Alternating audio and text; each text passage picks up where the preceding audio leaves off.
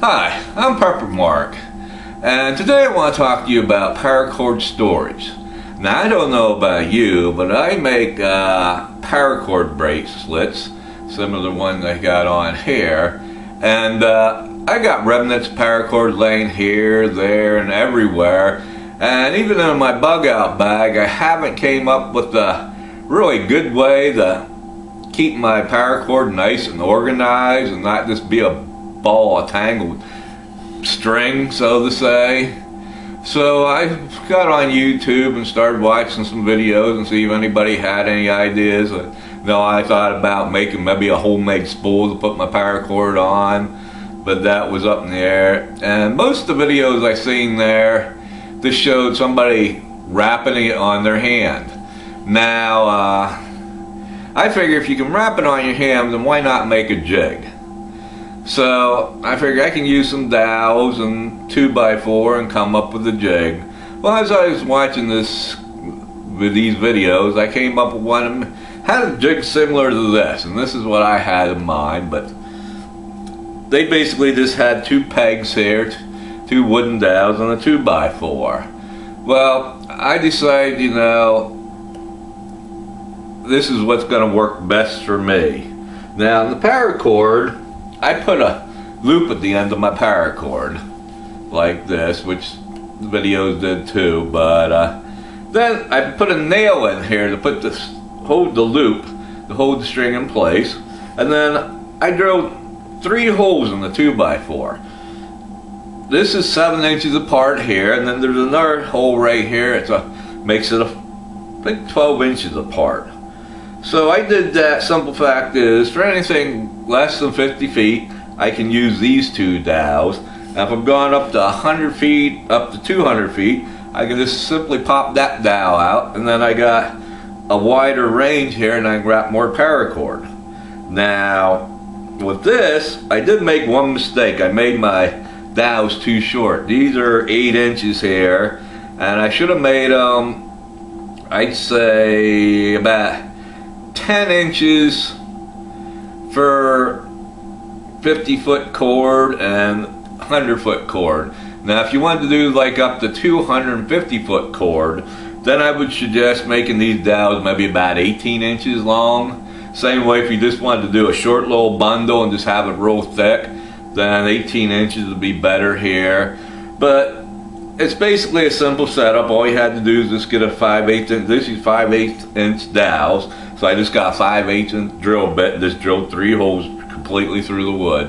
Now my only problem is I didn't have a drill press, and something was off center, so they sort of went at an angle, and that's why you see the tape here, sort of compensate for the angle to make them straighter. And then, like I said, I put a nail here to hold the end. So that's one less thing I have to worry about. Now initially I thought when I wrapped this, I could just do everything right on the jig like you see here. But the only problem with it is you couldn't compact it when it was on the jig, so you had to take it off and then wrap it off. That's the only thing. I haven't came up with a way to do everything on the jig yet. I don't know if I will, but this works pretty good. Here's 100 foot of paracord I have here, and here's a 50-foot roll. Now this is a lot neater than just having it all balled up and thrown it somewhere. And the plus side is you just pull the string and this all comes undone in no time. Nice and neat and even. So I'm going to go ahead and show you how to do it. Now like I said, you put the loop there, you tie a loop in your thing, and then you just do a figure 8 pattern here. Now keep everything tight, keep everything pushed down, keep everything lined up as you do this.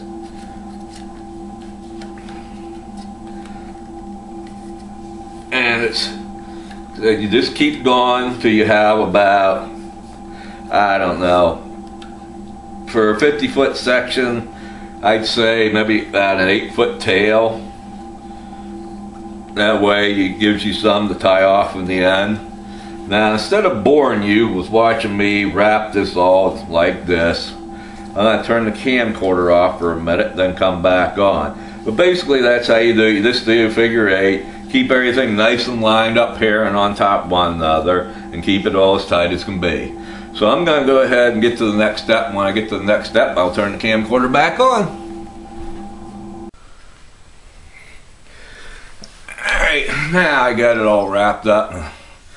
Like I said, it's done up all like a figure 8 on there. Everything's lined up, ready to go. Now, the next step is, I always do it on the opposite end of where I have my loop.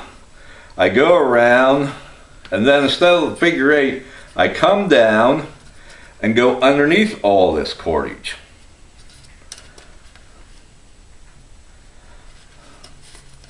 Then I pull all the rope through, or all the paracord through, I guess you could say. And then that way I have something that's going to secure this, and then I go up again. So I got a complete wrap around here. One complete wrap. This way, when I slide it off the jig, it'll keep it from just falling apart every which way.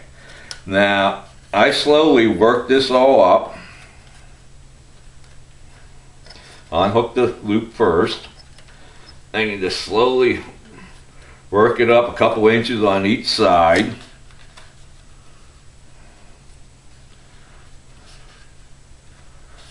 And as I do that, I pull this string tight. You want to keep this string to the dowel as close as you can as you pull up on this, and keep pressure on it. Then when I get right to the top, then I go ahead and pull it off, and I don't really worry about this end. I more or less take care of this. Then I pull it off like that. Then I grab it all in my hand and keep it from really falling apart too bad. And then I just simply wrap the cord around. Don't go over top, keep it tight as possible, and just keep it, don't let any spaces go in between your cord. And then you just wrap it, keep it tight. Now, if it comes up to a point where you have too much cord when you get to the end, you can work this cord down.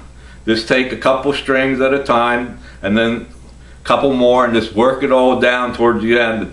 Just remember not to go too far, or else you'll go off the end, and you don't want that.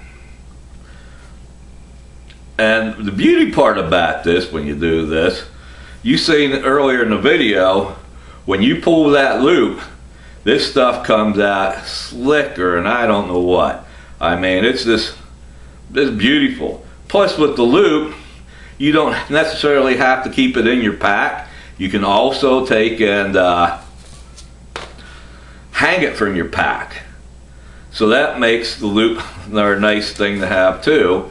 So that's one less thing you have to put in your pack. You can take and just hang it on the outside, give you a little bit more room for something else. Now this tends to want to twist on me too, so that's why you see me sort of letting go of this end and releasing it to let the twist like that, let it out and keep everything nice and straight there. But like I said, this is a 50-foot piece of cord, and once you get it down, it should only take you like 5 minutes to get this done. And like I said, with this jig, I haven't did anything bigger than 100 foot, but I imagine you could do up to 250 feet without a problem. Nah, so like I said, you just need to have the longer dowels, and it shouldn't be a problem at all. Now almost most to the end here. Now I made mine a string a little bit too long. Like I said, you need about 8 foot. But then you just work this cord right on down here. It's tight, but you can still have enough play where you can just work on. Hopefully you can see that. See how I'm just working this cord right on down. And it's hard to judge exactly till you get the hang of it. This jig to me is all new, so I'm still working a few little bugs out. I'd like to have something where I wouldn't have to do this in my hand, but I don't think that's gonna happen. And then when you get to the end here, which we're about there, oh, that got messed up a little bit.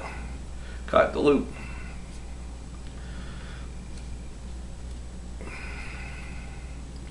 Now I'm going to stop this for, instead of working this for the quickness of the video here.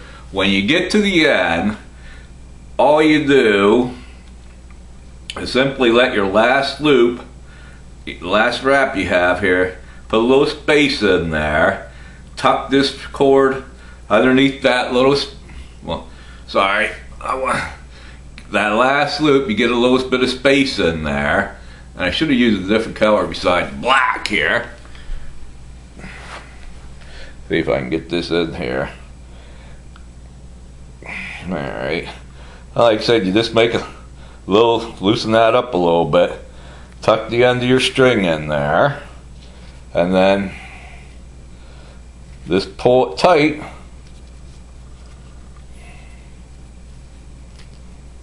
And there you go. Now like I said, for the sake of this video, I left more than what I would have, but like I said, all you have to do is work that down. You can work that down without a problem. And then when you're done, just like that, you can nice and tight. It won't come undone. You don't have to worry about this piece here getting loose.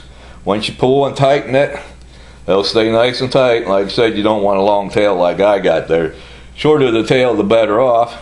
Then you have your loop here you can hang it from, or when you need to deploy it, you just pull on it, and just like earlier in the video, this stuff comes undone nice and easy without a problem. It's nice to have paracord. It's not all knotted up when you need it, so that makes it nice too. Here's another roll that I did. Now this is about an 85-foot piece here, and this paracord is a little bit thicker for some reason, so it made a bigger thing. But I didn't quite judge this right, so that's why you have all the looseness here. I'm gonna say you need about, I don't know, for if you use the down the foot long location, you're probably gonna need neighborhood of 24 feet to do the whole thing, to wrap it like this. And also another thing I forgot to mention is on the jig, the 2x4 is 16 inches long, we'll say. You make it 16 inches long, and like I said, drill your 3 holes. For 50 foot and under, drill them 7 inches apart. For 100 foot to 200 foot, I would drill them about a foot apart, and you can see what your length is. I don't think you really want anything longer than this in your bug out bag. So, and then for 50 feet and 100 feet, I would make my dowels in the neighborhood of 10 inches long. And for anything more than 100 feet, I would make these about 16 to 18 inches. You're going to do 200 feet, do maybe 16 inches. You're going to do 18, I mean, if you're going to do 250 feet, make them like 18 inches. That way you have plenty of room on there to hold all your paracord. Well, that's all I got for you today. I hope this video helped you in some way. Thanks.